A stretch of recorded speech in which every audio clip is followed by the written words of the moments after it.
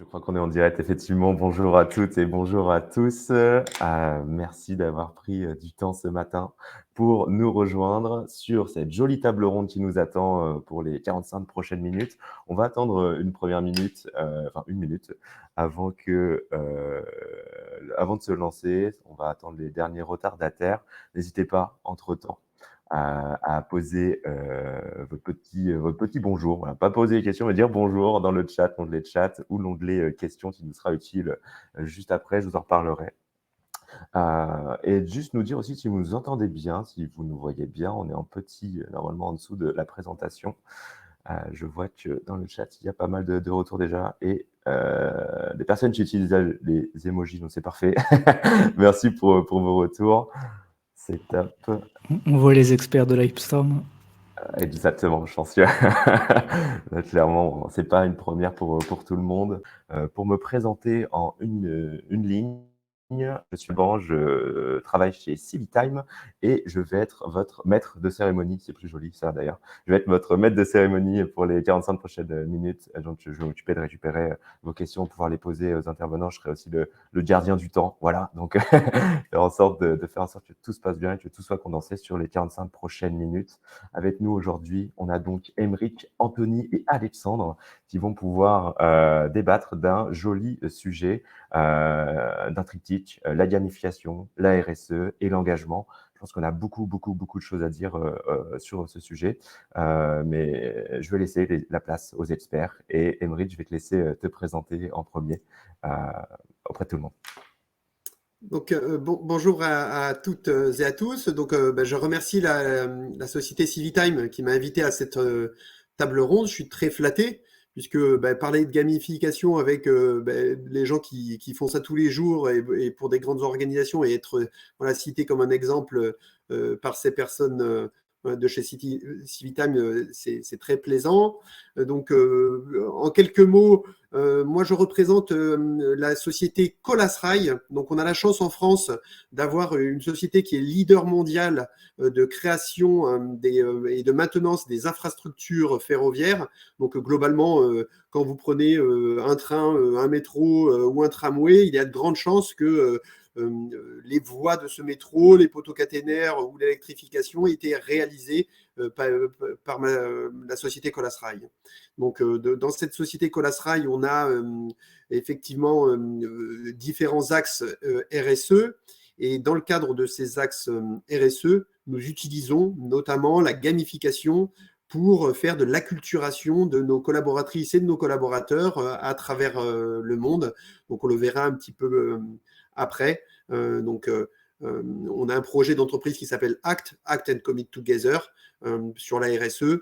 Et on évoquera dans une partie retour d'expérience justement quelques axes de cette politique d'entreprise. Parfait, merci beaucoup Aymeric. Alexandre, je te laisse la main. Ok, ça marche. Enchanté à tous et merci également pour l'invitation pour cette table ronde. Je trouve ça très cool d'avoir l'occasion d'échanger avec d'autres personnes pour parler de gamification. Donc moi, c'est Alexandre Duhart, je suis cofondateur de Feedback. On est une agence de gamification. Notre boulot, c'est d'accompagner des entreprises qui rencontrent des problèmes d'engagement grâce à la gamification. Donc à l'écran, vous voyez la boîte à outils de la gamification, qui est un livre que j'ai coécrit, qui présente plein de techniques en fait, de gamification qu'on peut utiliser dans l'entreprise pour faire de la sensibilisation, pour faire de la montée en compétences, ce genre de choses. Et au centre, il y a la méthode feedback qui est détaillée également donc, dans le bouquin. Et voilà, donc on accompagne des boîtes sur la gamification, on crée des outils, vous aurez l'occasion de voir quelques éléments qu'on a créés aussi sur la gamification. Donc voilà, si vous avez des questions là-dessus, n'hésitez pas à préparer ça pour tout à l'heure. C'est vrai, je pense qu'ils vont en avoir. Merci beaucoup Alexandre et Anthony pour clôturer la marche. Yes, bonjour à tous. Donc moi c'est Anthony, je suis le fondateur de la société Civitime. Donc Civitime, c'est une structure que j'ai créée il y a 5 ans, enfin presque 5 ans, en 2018. Et notre mission, c'est d'aider les entreprises et les organisations à engager leurs collaborateurs dans leur stratégie RSE. Et on fait ça à travers des solutions gamifiées et collaboratives. Voilà, c'est vraiment la marque de fabrique Civitime, c'est d'utiliser le jeu et la dynamique collective pour ancrer les messages et engager les collaborateurs dans la durée sur les stratégies RSE. On accompagne une centaine de clients en France et à l'étranger, tout secteur d'activité, donc Ça va du secteur bancaire à l'industrie, au secteur de l'énergétique, en passant, on travaille avec ArcelorMittal, Plastic Omnium, enfin, voilà, différentes, tout secteur d'activité, tout public surtout, c'est ça qui est important dans la gamification. Nous sommes certifiés B Corp depuis le début de l'année, donc je le précise parce que, alors ça parle pas à tout le monde, mais parmi les gens autour de la table, je pense que certains savent ce que c'est B Corp et ce que ça implique et l'énergie que ça demande pour être certifié B Corp. Et enfin, dernière actu, on a enregistré une levée de fonds juste après l'été de 2 millions d'euros pour accélérer le développement de Civitime, développer de nouveaux produits toujours plus engageants, aller plus loin dans l'identification des leviers psychosociaux qui permettent d'embarquer les collaborateurs sur du long terme et mettre vraiment de l'intelligence derrière tous nos produits. Donc voilà, c'est un peu l'actu du moment et donc on le souligne ici. Parfait, merci beaucoup à tous les trois. On est ravis de vous avoir autour de la table. Sans plus tarder, on va se lancer sur le menu qui nous attend avant cette pause déjeuner. En premier lieu, on va parler de la gamification. On vient reprendre un peu de recul sur la définition et ses pouvoirs. On va ensuite parler de la RSE, bien évidemment, et de ces démarches RSE, comment on implique les équipes, quels sont les obstacles et les solutions. On va avoir des retours d'expérience et ça va être vraiment super. Et le troisième sujet, c'est la récompense inattendue. Déjà le sourire, parce que finalement, vous allez être victime de mécaniques de jeu pendant ce webinaire. Donc, suivez bien, restez avec nous jusqu'à la fin. Je pense que ça pourrait vous plaire. Allez, c'est parti. Alexandre, je te laisse la main sur la gamification. Ouais, merci Alban. La gamification, définition, j'aime bien en général récolter un petit peu les a priori et les avis des personnes qui sont avec nous pour voir justement un peu quelles sont leurs visions de la gamification. Donc n'hésitez pas à participer dans le chat si vous avez des mots-clés, des définitions, des choses qui vous viennent en tête quand on parle de gamification. Comme ça me permet un peu de voir ce que vous connaissez déjà. Donc il y a Laurence qui nous dit engagé par le jeu, Patricia qui réaffirme le côté jeu, Cécile, challenger, récompenser, apprendre en jouant, en tout cas le côté jeu revient pas mal, Serena challenge aussi, comprendre par le jeu, ok. En tout cas la thématique jeu revient bien. Emric qui nous dit la séduction, surtout sur des sujets qui sont parfois un peu moins sexy peut-être, motiver, expérimenter le sujet, etc.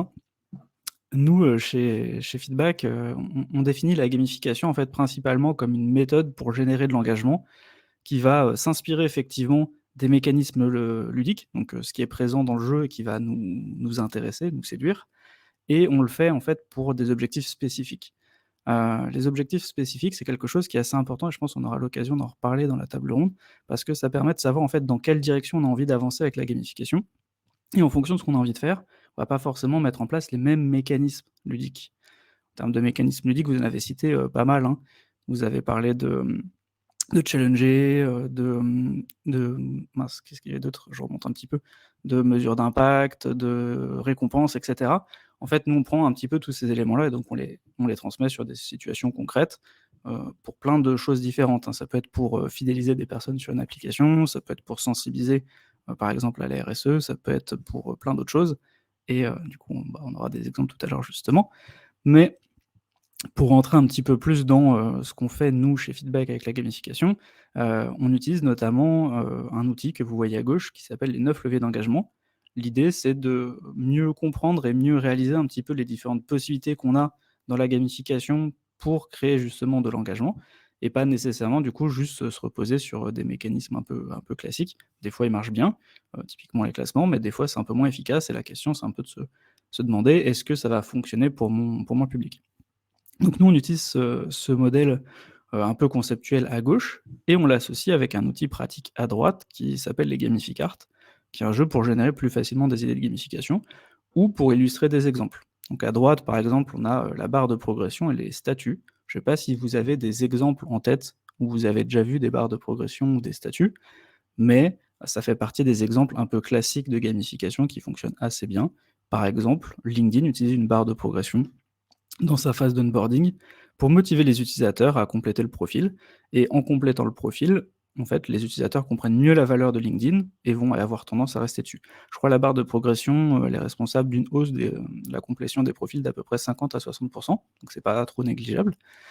À droite, sur les statuts, c'est quelque chose qui est pas, par exemple, effectivement, comme dit Anthony, présent sur Waze. En fait, les statuts, c'est des éléments qui sont utiles pour transmettre plein d'infos d'un coup, avec un petit visuel ou un petit nom. C'est quelque chose qui fonctionne très bien au sein d'une communauté. Par exemple, dans Blablacar, il y a différents statuts. Le meilleur, c'est ambassadeur, c'est quand vous avez beaucoup d'expérience sur Blablacar, que vous êtes un conducteur ou un passager fiable.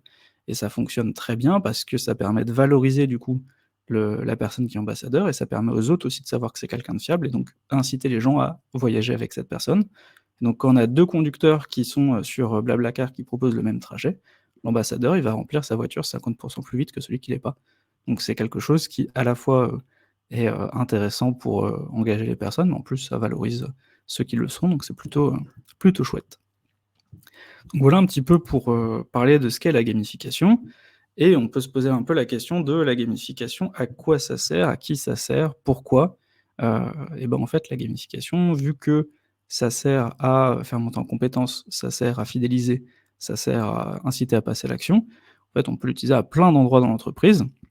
Donc on a mis quelques exemples un peu voilà, de structures qui utilisent la gamification dans plein de domaines différents, mais vous pouvez donc retrouver facilement de la gamification en formation pour inciter les gens à être un peu plus actifs et à passer à la pratique. Si par exemple vous leur donnez des exercices ou des choses comme ça, vous pouvez l'utiliser pour faciliter des séminaires, vous pouvez l'utiliser en marketing pour de la fidélisation ou pour inciter les personnes à, je sais pas, partager leur achat pour inspirer d'autres personnes, etc. Bien sûr, RSE, RH, on va en parler. Voilà, il y a la gamification, en fait, il y a plein d'usages différents. Et du coup, c'est quelque chose qui fait que c'est assez intéressant de mixer ça avec vos propres compétences et rajouter voilà, un peu de gamification dans ce que vous faites. Donc voilà un petit peu pour moi. Je ne sais pas s'il y a eu quelques questions qui ont été posées pour l'instant. Sinon, je pourrais toujours y répondre un peu plus tard. Ouais, je crois pas qu'il y ait forcément de questions, pour le moment, Alexandre, mais je crois que ça va venir, par la suite. Je vous propose de passer sur la première question, qui nous a réunis autour de cette table. Et je vais me tourner plutôt vers toi, Eric, et profiter, de ton expertise chez Colas Rail pour savoir quel est quel lien tu fais, toi, entre le triptyque gamification, engagement et RSE? Question très ouverte, je pense que tu as beaucoup de choses à nous dire dessus. Moi, effectivement, vous citez l'exemple qu'on a chez Colas Rail. Au début de la démarche, donc nous, on a lancé la direction RSE en 2020. Je ne savais pas finalement comment me présenter à travers mes 24 pays, 6000 collaborateurs, 45 cultures, je crois qu'il y a 12 langues, et comment aller expliquer clairement des enjeux RSE à travers le monde dans cette entreprise avec des profils divers et variés. Donc on va effectivement de l'ouvrier au cadre dirigeant. Donc j'ai réussi à lier justement la RSE, l'engagement et la gamification par l'intermédiaire d'un jeu que nous avons créé qui s'appelle le Climate Hope, et auquel nous avons joué en novembre 2020 tous ensemble à travers tous les pays en simultané. Donc voilà, nous on s'est servi finalement de la gamification pour présenter cette nouvelle direction RSE et la réponse que mon groupe doit apporter sur les enjeux climatiques à travers la création de ce jeu. Hyper intéressant. Je pense qu'on reviendra dessus un peu plus en profondeur, juste après, Brice, sur justement les retours d'expérience que tu as constatés aussi au niveau des chiffres clés. Je suis sûr que tu en as beaucoup, et c'est ce qui est très pertinent aussi avec ce jeu que tu nous as partagé. Anthony, peut-être, toi de ton côté, avoir ton avis sur ces liens qui existent. Ouais, effectivement. Alors, nous, clairement, on voit un lien assez fort entre gamification et RSE puisqu'on en a fait notre business. Donc, clairement, en fait, aujourd'hui, le constat qu'on fait dans les entreprises, c'est que la RSE est encore, même si ça tend à changer et on l'espère, est encore perçue comme quelque chose, alors, désolé pour l'anglicisme, mais de side business. C'est-à-dire que on a notre activité, on a notre business, nos objectifs dans l'entreprise, et à côté, il y a un truc qui s'appelle la RSE. Et parce que c'est encore perçu comme side business, souvent les entreprises ne peuvent pas rendre obligatoire une formation sur la RSE, un e-learning, des ateliers, etc. Donc, il y a un enjeu fort pour les entreprises de dire, OK, donc on a la RSE, on sait qu'un des éléments centraux, si on veut vraiment que si on veut réussir à dérouler notre feuille de route RSE, c'est d'embarquer nos parties prenantes, en commençant par les parties prenantes internes. Et donc, comment on fait parce que la perception, enfin voilà, comme c'est quelque chose qui est perçu à part, comment on fait pour réussir à les embarquer sachant que les outils de communication interne, typiquement les newsletters, etc., sont de moins en moins efficaces. Si on organise un webinaire, si on arrive à attirer 10% de la population, c'est déjà, enfin, des collaborateurs, c'est déjà énorme. Et c'est là où la gamification prend toute sa place.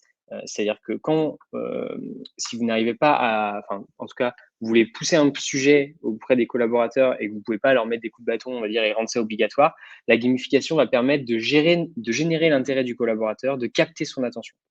Et ça, c'est le premier élément, la première force de la gamification. Et une fois qu'on va avoir capté son attention, on va l'embarquer dans un univers qui va faire qu'en général, une fois qu'on l'a attrapé, on ne le lâche pas. On parlera tout à l'heure des retours d'expérience et des taux de complétion qu'on peut avoir avec un jeu qui est bien fait, mais vous verrez que c'est assez impressionnant. Et surtout, on va réussir à créer une dynamique collective. Et c'est vraiment ça qu'on cherche à faire à travers la gamification. Notre objectif, c'est de s'appuyer sur également des éléments de viralité, toujours parce qu'on ne peut pas rendre ça obligatoire. Donc, il faut se servir de tous les éléments qu'on a pour faire connaître le sujet. Et la gamification permet de mettre en place de la viralité, notamment, et donc de faire qu'une personne convaincue va en inviter une autre, qui va en inviter une autre, etc. etc. Donc, le lien, pour nous, il est clair. C'est vrai pour la RSE, mais on peut y mettre tout sujet, en fait, tout sujet qui nécessite de l'acculturation. Je ne parle pas de formation. Quand on parle de RSE, on ne parle pas forcément de formation, on parle souvent d'acculturation. Donc, un projet d'entreprise, par exemple, également, ça peut rentrer dans ce cadre-là. Super. Je prends une question de Mélanie tout de suite sur les fresques qui nous demande est-ce que vous utilisez les fresques comme outil chez vos clients du climat, biodiversité, mobilité. On sait qu'il y en a tout un tas qui existent aujourd'hui. Bien évidemment, celle du climat est la plus répandue. Je pense que ça a été la première à avoir le jour. Est-ce que Aymeric, Anthony ou Alexandre, est-ce que vous utilisez ces outils-là? Qu'est-ce que vous en pensez aussi? Ça peut être hyper intéressant d'avoir votre avis sur le sujet. Donc, pour les gens qui ne connaissent pas la fresque, donc c'est aussi une forme de jeu, puisque c'est un événement où globalement on essaye d'avoir plutôt des tables entre 10 et 12 personnes quand c'est pas des grandes fresques, mais dans nos entreprises on a souvent 10 et 12 personnes qui sont réunies autour de la table et qui vont apposer des cartes ensemble pour essayer de comprendre les véritables enjeux qu'il y a au niveau des enjeux climatiques, de la biodiversité. Donc, ça se déroule assez régulièrement sur 2 heures, mais il y a aussi d'autres formats. Il y a des fresques numériques et des fresques également affichées dans des grands tableaux. Mais ce qu'on retrouve souvent dans nos entreprises, et nous on le fait chez Colas, je crois qu'en 6 mois, on a formé plus de 5000 collaborateurs à la fresque du climat. Et on a même passé des étapes 2, fresque de l'action, et on établit nous aussi notre propre fresque chez Colas avec nos vrais indicateurs des scopes 1, 2 et 3A à l'intérieur des cartes. Donc oui, nous, chez Colas et chez Bouygues, nous sommes des adeptes de la fresque. Et je suis fresqueur.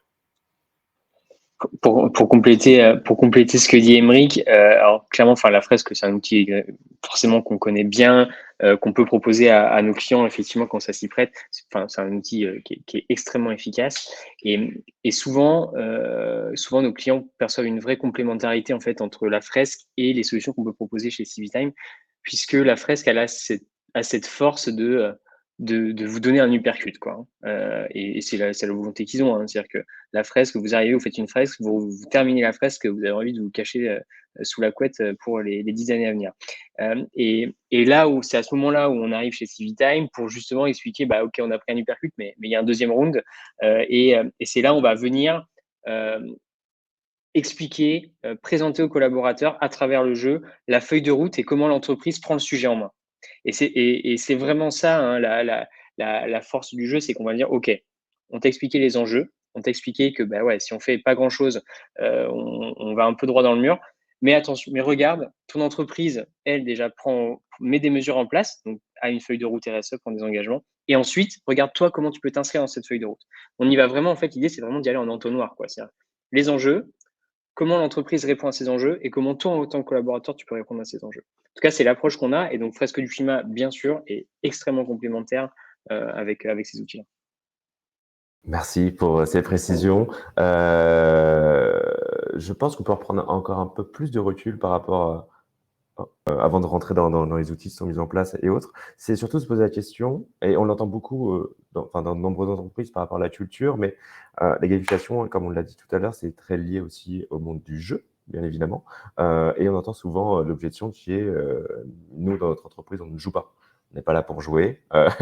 Donc, on se pose la question, est-ce que la gamification peut-elle être pour tous et toutes et tout sujet? Mais voilà, d'abord, qu'est-ce que tu as envie de dire, Alexandre, à ces personnes qui nous disent non, on ne joue pas chez nous? C'est pas une bonne idée. Eh ben, j'ai envie de leur dire de poser directement la question peut-être à leurs collaborateurs et de regarder un petit peu ce qui se fait aussi dans les autres entreprises pour réaliser que le jeu ou la gamification en entreprise, c'est pas quelque chose de complètement irréaliste ou qui n'existe pas, que ce soit en France ou dans d'autres pays, hein. D'ailleurs, Aymeric pourra nous le partager, je pense, son retour d'expérience sur le fait d'avoir travaillé avec plusieurs pays et plusieurs cultures d'un coup. Mais la gamification en entreprise, ça fonctionne. Et du coup, faut aller voir un petit peu ce qui se fait ailleurs pour justement peut-être s'inspirer. Il y a plein de choses qui sont assez intéressantes en termes de différentes stats. On pourra peut-être vous en partager certaines sur les résultats, hein, de la gamification de façon générale en entreprise, ou même le fait que il y a de plus en plus de salariés qui justement soient à la recherche de sens. La gamification peut les aider à trouver davantage de sens dans leur métier. Sur tout ce qui va être apprentissage, formation, etc. On se rend compte que la gamification, c'est fait effectivement aussi il y a un vrai effet de levier. Et du coup, je pense que ça peut être intéressant peut-être de justement discuter avec d'autres entreprises un peu de la même taille pour voir un peu des cas d'usage, des retours d'expérience, ce genre de choses. Mais en tout cas, jusqu'ici, moi, j'ai jamais vu d'entreprise qui était complètement fermée au jeu et à la gamification quand ils ont vraiment expérimenté. Alors bien sûr, peut y avoir des mauvais jeux ou de la mauvaise gamification, hein, c'est comme plein d'autres choses. C'est comme si on disait les CRM en entreprise, ça fonctionne pas. Parfois, un CRM peut être mal déployé ou mal conçu pour une entreprise, mais ça veut pas dire que les CRM ne fonctionnent pas. Du coup, je pense que ce côté un peu de discussion et retour d'expérience est super intéressant, et c'est pour ça aussi qu'on est super content de faire cette table ronde aujourd'hui. Parfait. Justement, peut-être se tourner vers Aymeric. Toi, Aymeric, est-ce que chez Colasrail, tu as eu ce genre d'objection au jeu? Et quelle a été ton expérience? Effectivement, moi j'ai plutôt tendance, quand je propose des choses, à essayer d'innover des formats. Donc je me dis, je vais peut-être me casser la figure, hein, d'être complètement disruptif, complètement authentique. Tous les gens qui me suivent sur les réseaux sociaux le voient bien. Et finalement, non. Finalement, non. Pourquoi? On a essayé différentes méthodes pendant des années. Moi, j'ai 18 ans de groupe Colas. Auparavant, j'étais dans route, bâtiment, déconstruction, génie civil, où j'étais sur des postes de directeur juridique, risk manager et contract manager de chez Colas. Et c'est après que je suis allé sur d'autres métiers. Et je me suis toujours dit, finalement, comment j'arrive à manager avec enthousiasme voilà, ces différents métiers où à chaque fois on me donne des nouveaux challenges et finalement les gens dans mes équipes semblent plutôt épanouis. Pourquoi? Mais parce que je les amène sans arrêt à jouer. Et aujourd'hui, je le vois bien dans le centre de formation que je dirige, on me demande de créer des e-learning sur de l'éthique et de la compliance, et ça marche. On me demande de créer de la gamification sur des enjeux ressources humaines, sur les facteurs organisationnels humains, et ça marche. Donc on a quand même, j'ai pas de thème où je me dis, mais faire jouer les gens va engendrer des émotions négatives. Non, tel n'a pas été le cas. Et ce qui est très pratique dans la gamification au niveau digital, c'est qu'on peut, voilà, avec tous nos créneaux horaires, nous, tous les gens qui sont dans des grands groupes mondiaux, ça permet de jouer sur une seule journée, faire jouer des milliers de personnes. Et ça, malheureusement, avec la fresque du climat, c'est beaucoup plus compliqué, puisque ça nécessite une logistique très importante avec beaucoup de fresqueurs, beaucoup de salles de réunion, des immobilisations d'équipes également. Il n'y a pas la même agilité que le format digital de la gamification. Ouais, et alors, effectivement, c'est un sujet qu'on a toujours, hein, c'est-à-dire que très souvent, on vient nous dire, on vient nous dire, oui, non, mais attendez, vous savez, nous, nos collaborateurs, ils ont 50 ans en moyenne ou 45 ans de moyenne. Franchement, la gamification, ça passera jamais. Bon, ok. Ce qu'on répond souvent dans ces cas-là, c'est d'expliquer qu'en fait, tout le monde est joueur. Sauf que on ne va pas être motivé par les mêmes leviers de gamification. C'est pour ça que le jeu de cartes que Alexandre propose à FIDAC est assez intéressant. Ça montre vraiment tous les leviers qu'on peut activer. Par exemple, moi, ce qui va me motiver à rentrer dans un jeu, c'est pas forcément l'interface ludique, etc., mais c'est le fait qu'il y ait un classement individuel et que je puisse me comparer aux autres. Voilà. Ça, moi, ça va me motiver. Ça, c'est ce qui va vraiment, ça va être mon leitmotiv. Alban, qui est à côté de moi, lui, par contre, le classement individuel, il s'en moque. Mais ce qu'il veut, lui, c'est pouvoir intégrer une équipe et contribuer à une réussite collective. Voilà. Donc lui, ce qui va le motiver, c'est plutôt le levier de la reconnaissance sociale. Il a besoin de reconnaissance sociale, Alban. Et d'autres vont être plutôt motivés par la quête intellectuelle. Par exemple, on a développé des jeux donc sous des formats d'escape game. Vous connaissez tous ces escape games en présentiel, hein, par exemple, où vous devez vous échapper d'un endroit, etc. Et ben, ça, on a développé toute une série d'escape games donc, digitaux où les collaborateurs sont quand même en équipe mais de manière asynchrone, notamment pour adresser des populations d'ingénieurs. Parce que les populations d'ingénieurs, c'est des populations qui vont être particulièrement friandes de solutions gamifiées, où on va plutôt leur permettre de mettre à contribution, enfin, aller chercher ce défi intellectuel. Donc, ce que je veux exprimer derrière ça, c'est que il y a énormément de leviers de gamification et c'est sûr qu'on peut embarquer tout le monde. Un jeu bien fait, c'est un jeu qui va justement agir sur ces différents leviers pour aller chercher tous les collaborateurs et pas juste le levier, ce qu'on voit souvent dans les entreprises, hein, c'est on va lancer une série de questions, puis on va mettre une carotte, on va mettre à gagner, on va faire gagner quelque chose.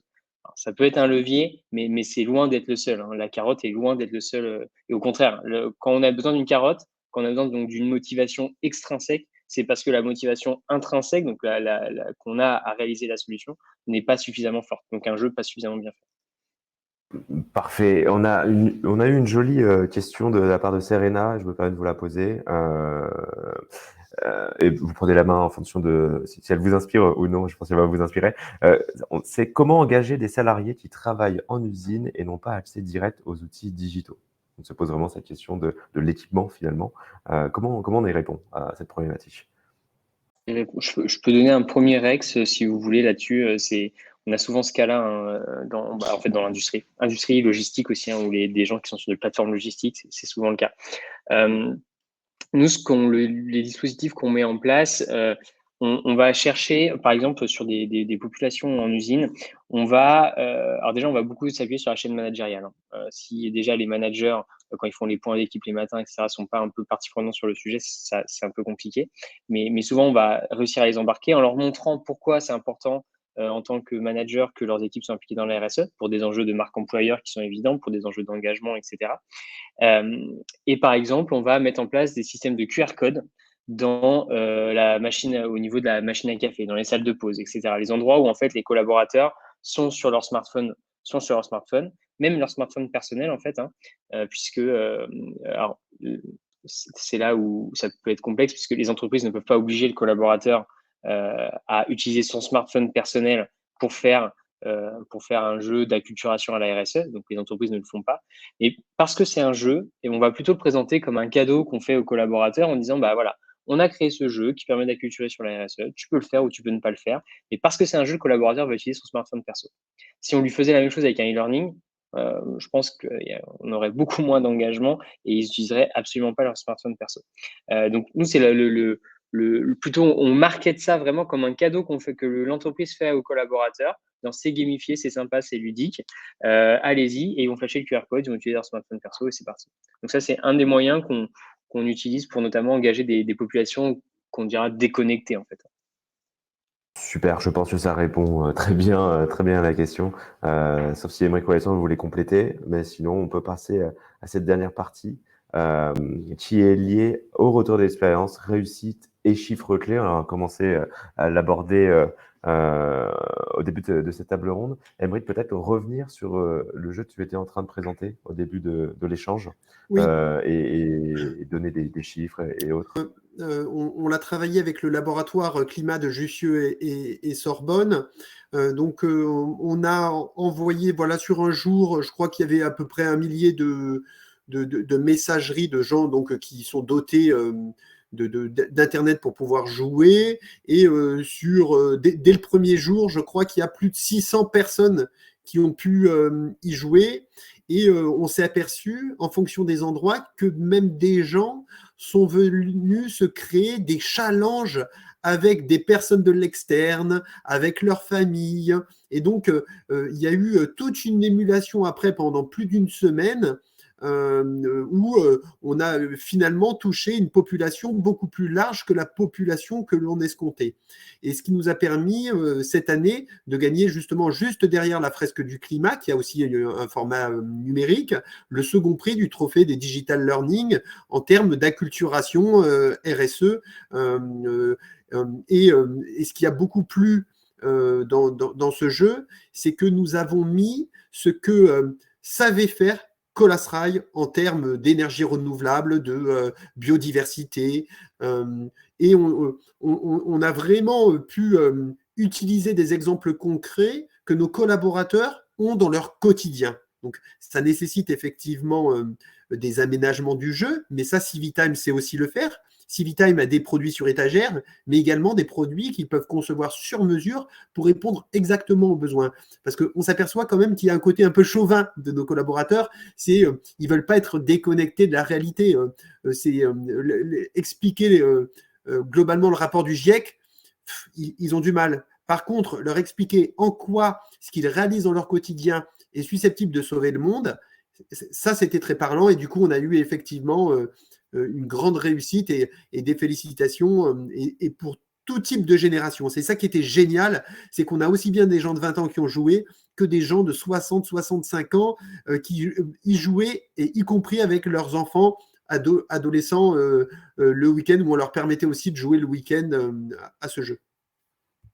Une vraie dynamique collective finalement a été créée autour de cette idée. J'en profite pour prendre une question de Christophe. Je n'oublie pas celle d'Isabelle, mais Christophe nous dit que c'est un jeu qui est axé sur l'environnement, plutôt un jeu environnemental, un des axes de la RSE bien évidemment. Est-ce qu'on a des exemples sur l'axe social à partager? Enfin, je sens, Aymeric, arrête-moi si je me trompe, mais j'ai l'impression en tout cas que sur Climate Hub, vous intégrez, effectivement, on est sur des sujets environnementaux, mais vous intégrez également les répercussions que ça a sur les autres axes ou sur les autres leviers, volets de la RSE, non? Ou je me trompe? Oui, tout à fait. Tout à fait. On a fait aussi des choses éthiques, sociétales, sociales, migration des populations, voilà. Et globalement, là où on voulait un petit peu choquer nos collaborateurs, c'est que quasiment tout le monde à travers le monde a perdu, pour leur expliquer que si on s'y met que tout seul, on n'y arrivera pas. Et c'est pour ça qu'on a créé après des salons Carbon Fighter avec tous nos fournisseurs, nos clients, nos maîtres d'œuvre, pour aller plus loin que le jeu Climate Hop, pour emporter toute la filière du ferroviaire sur ces initiatives éco-responsables. Mais il y a aussi effectivement du sociétal dans le jeu. De toute manière, on le disait tout à l'heure aussi, c'est-à-dire que tous les sujets peuvent être traités avec la gamification. Et donc, pour le coup, je pense que Anthony, tu dois avoir plein d'exemples avec des clients, peut-être leur donner la main justement sur le sujet. Mais c'est vrai que il n'y a pas que le côté environnemental qui est à traiter, et on peut traiter vraiment tous les sujets de la grande famille de la RSE. Et ça qui est une grosse force en fait de la gamification de ces mécaniques de jeu. Ouais, effectivement, dans la plupart, on a une approche souvent très holistique sur la RSE, et c'est ce qu'on essaie de mettre en avant chez nos clients, parce que justement, il y a cet enjeu premier de faire comprendre aux collaborateurs que la RSE, c'est pas juste remplacer des gobelets par des mugs et mettre des ruches sur les toits, mais qu'il y a aussi des sujets liés à des sujets sociaux, des sujets sociétaux, des sujets économiques. Et donc ça fait partie de nos sujets.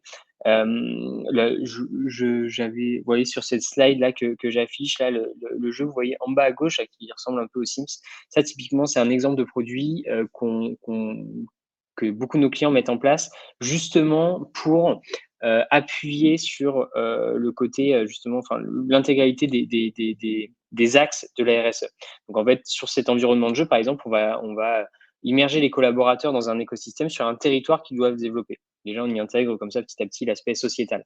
Et leur mission en équipe, c'est d'ériger une merveille qui symbolise la stratégie RSE de leur entreprise. Mais pour faire ça, ils vont devoir développer leur écosystème de manière la plus vertueuse et la plus responsable possible.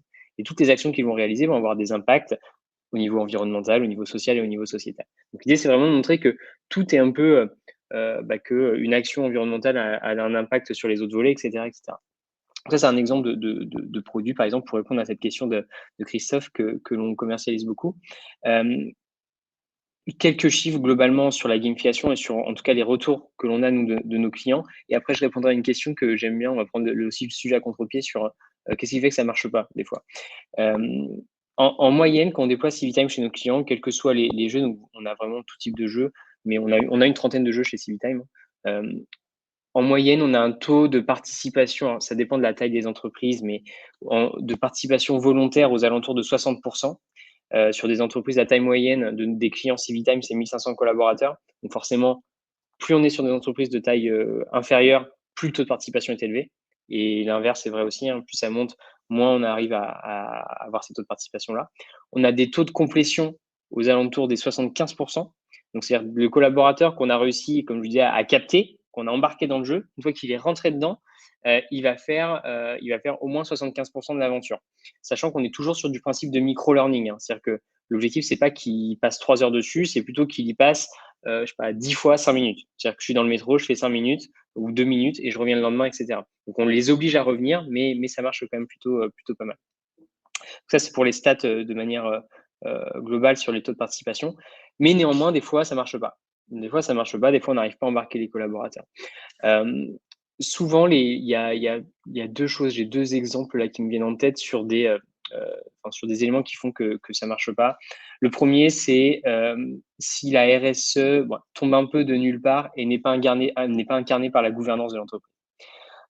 Clairement,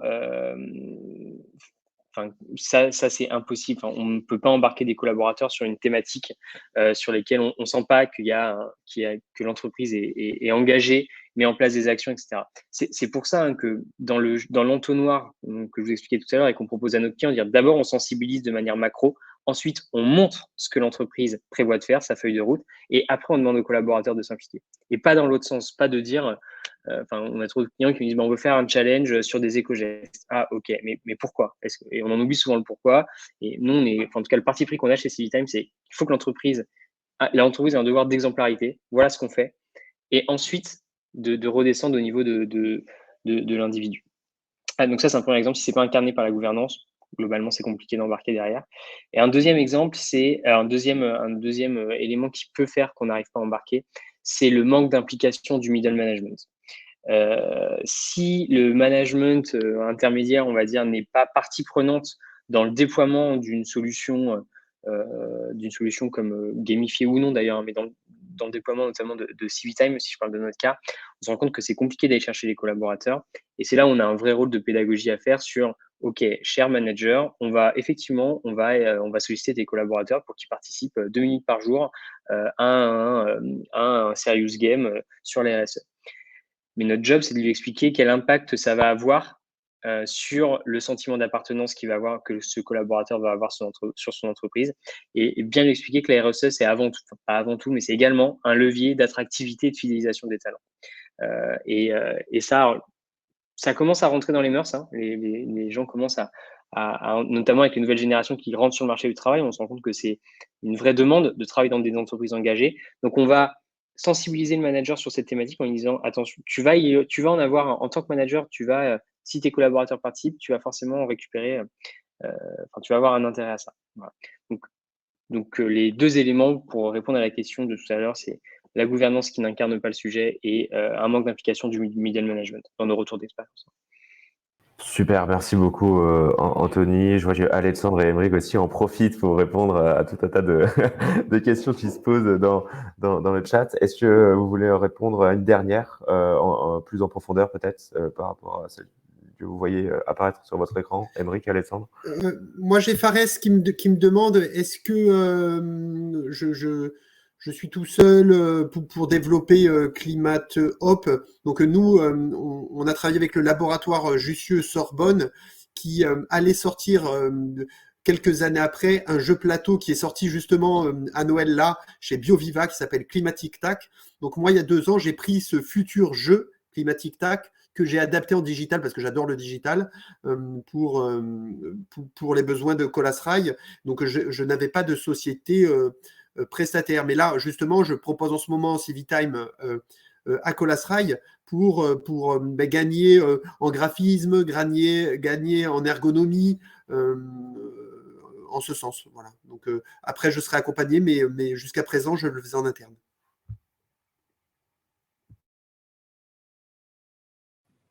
Super. Et je pense qu'il y a eu un clic de trop de ton côté, Anthony. Du coup, peut-être que tu peux répondre à la question en live. Ah, effectivement, j'ai voulu répondre sur le truc, mais ok. J'ai terminé de répondre et je vais répondre en live. Il y avait une question sur est-ce que la gamification est utilisable pour acculturer la direction? Bien sûr, mais encore une fois, à utiliser, prendre en compte justement le public qu'on va viser au moment où on construit la gamification. Typiquement, peut-être qu'une direction, on n'ira pas les attaquer avec un jeu comme le City Builder que je montrais tout à l'heure, où son vrai intérêt, c'est vraiment la dynamique collective, le fait de faire jouer les gens en équipe, etc., mais plutôt avec un escape game. Un escape game pour justement plutôt jouer sur cette notion de défi intellectuel, etc. On va les embarquer dans une histoire, dans un scénario, on va créer de l'émotion, etc. Donc, on adapte, le jeu s'adapte au public. Quoi qu'il arrive, et c'est toujours le cas, donc on peut parler à une direction, bien évidemment. Sur les langues, aujourd'hui, Civitime, on est disponible en 22 langues. Voilà. Est-ce qu'on s'adapte aux enjeux systématiques, socioculturels des différents pays? Toutes nos mécaniques de jeu sont des mécaniques de jeu on s'est inspiré de mécaniques internationales. Typiquement, on va avoir des jeux type le Trivial Pursuit, par exemple, qui est connu un peu de tous. On va avoir des jeux comme le Memory, le Mastermind, qui sont en fait dans lequel donc on va mettre du contenu, bien sûr, qui nous intéresse, mais les mécaniques de jeu, par exemple le Memory, où je vais retrouver des paires d'images, c'est connu de tous. Et ça a cet intérêt d'ancrer les messages par l'image. Et voilà. Donc en fait, volontairement, toutes les outils et les jeux, les mini-jeux qu'on utilise, on essaye en tout cas de faire en sorte que ce soit des jeux multiculturels. Super, je pense que ça répond très bien à la question. Ce que je vous propose, c'est qu'on passe sur le dernier volet. On va déborder de quelques minutes. La fameuse récompense inattendue. Cette récompense les récompenses, qui, vous l'avez bien compris, font partie de ces mécaniques de jeu. Qu'en est-il de cette récompense inattendue? C'est en fait une proposition de la part d'Alexandre de mettre à disposition de faire un grand, il y aura un grand gagnant. Voilà. Il va y avoir un grand gagnant dans les prochaines minutes. J'ai juste envie que tu présentes le Gamificart à l'étendre si possible, et puis j'expliquerai le jeu qui va nous prendre 2 minutes ensemble, et puis après on donnera le mot de la fin. Alors, en quelques mots, les Gamificards, c'est un jeu qui permet de générer plus facilement des idées de gamification sur son projet, en lien avec les éléments que je vous ai présentés tout à l'heure, donc les leviers d'engagement et les mécanismes de jeu. Les Gamificards, ça fait 3-4 ans que ça existe. Il y a pas mal de personnes qui s'en servent en dehors de moi pour gamifier leurs propres projets.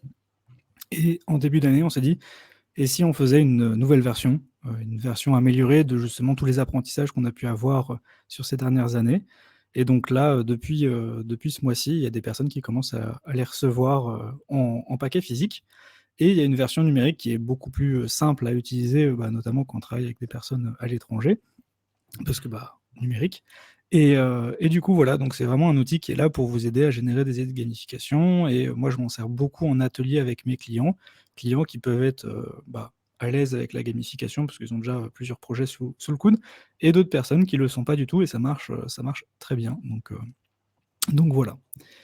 Pour les Super clair. Les Gamificards. Super clair. Tu peux nous rappeler le nombre de cartes qu'il y a à l'intérieur, Alexandre, s'il te plaît? Alors, il y avait 69 cartes, et maintenant on est passé à 90. Et il y a encore plus de contenu dessus pour aider les gens à aller plus loin en les utilisant. Et on travaille sur une base d'exemples connectée aux cartes. Donc comme ça, si des fois les cartes ne sont pas inspirantes, parce que ça peut arriver, bah, on regarde les exemples qui existent chez d'autres entreprises. Donc voilà. Ok, hyper clair. L'idée, c'est que juste après cette slide, on vous pose une question et on vous invite à répondre dans le chat, sachant que le grand gagnant, enfin, en tout cas, on va vous poser une question. Le grand gagnant aura accès du coup à la version numérique, comme tu le disais, Alexandre, à ces 80 cartes. Donc ça va être super parce que du coup, c'est d'habitude un accès qui est très restreint pour les avoir. Donc ça, c'est top que tu puisses mettre ça à disposition d'un de nos participants. Merci beaucoup. Donc au moment où je vais vous poser la question, il suffit juste de répondre dans le chat. Et la première bonne réponse qui sera comptabilisée dans le chat sera finalement fera en sorte que la personne qui a bien répondu sera le grand gagnant. Voilà, j'espère que c'est bien clair de votre côté. La question va apparaître là, dans 5 secondes. J'espère que vous êtes tous prêts. C'est parti pour le challenge, effectivement, Nicolas. La question est donc la suivante. En France, quelle est la moyenne d'âge d'un joueur régulier de jeux vidéo? Donc, répondez directement dans le chat, sachant que la moyenne d'âge, enfin, un joueur régulier, pardon, c'est qu'il joue au moins une fois par semaine. Et on a les stats de 2022, c'est ça? Ouais, c'est ça, effectivement. La source, c'est les stats de 2022, donc ça ne change pas énormément. On a déjà un gagnant. Anthony m'a dit qu'il y a un gagnant dans le chat. J'ai même pas vu passer. C'est Christophe qui a visé juste. Effectivement, voilà, on a un grand gagnant. C'est 38 ans, la moyenne d'âge d'un joueur régulier de jeux vidéo. Donc bravo Christophe pour avoir été le plus rapide. Intéressant, hein, 38 ans, cette statistique, parce qu'effectivement, on peut penser que c'est beaucoup plus jeune. Un joueur régulier, comme je disais, c'est au moins une fois par semaine. Et là, encore une fois, c'est une idée reçue. 38 ans, c'est un bel âge, hein. Si je peux me permettre. En tout cas, c'est une grande moyenne. Ce qui est assez intéressant, bon, on n'a pas mis la stat dans la question, mais c'est qu'il y a aussi presque une égalité homme-femme sur les joueurs réguliers de jeux vidéo. Donc ça illustre un peu plus aussi le fait que utiliser de la gamification et des serious games en entreprise, bah, en fait, ça fonctionne parce que probablement vous avez une moyenne d'âge proche dans vos collaborateurs, hein. Donc voilà, c'est tout à fait possible.